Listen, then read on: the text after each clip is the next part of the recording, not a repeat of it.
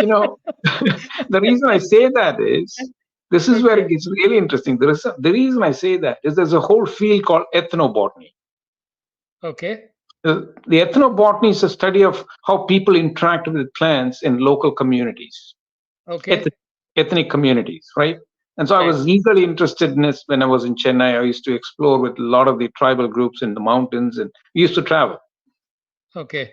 And what the story you get is they are very sensitive to what kind of plants they use for firewood, what they use for some kind of roofing material. They resource it, and they're very conservative. They know how to maintain a balance.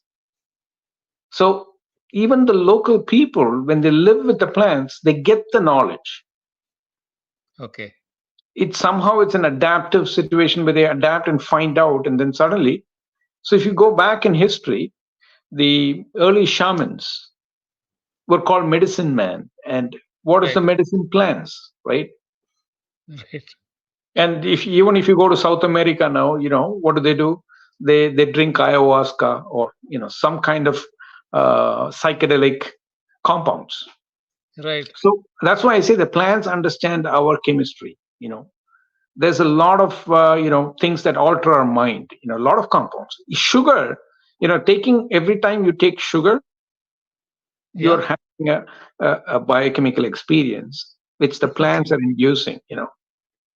When you feel sedated or when you eat a piece of chocolate, think phytocentric because they're changing the way you think, literally. But we don't Yeah. think like that. Every time you grab a cup of coffee, the caffeine Right. is going to act in your system, right? Right.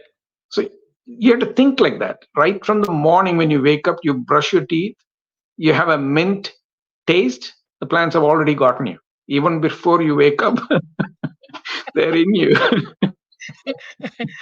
And we think we are making choices, that we are deciding what we want to have, and it's as if the plant is the best sales person in the whole world, because without saying a word, without even meaning to dominate you or understand that you're being dominated by them, you are so dependent on every aspect of what plants produce, how they, you know, survive and how they thrive, simply because humans are just a link in their chain and we are not a link in theirs, or the other way around.